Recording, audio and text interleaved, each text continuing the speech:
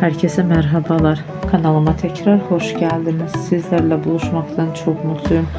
Bugün de sizlere yeni görüntüler, yeni paylaşımlar sunuyorum. Paylaşımlarım Yagmur, Ozturk ve Erkan Meriç çiftinden olacak. Birbirine yakışan çifte kumruların güzel görüntülerini, mutlu paylaşımlarını umarım sizler de beğenirsiniz.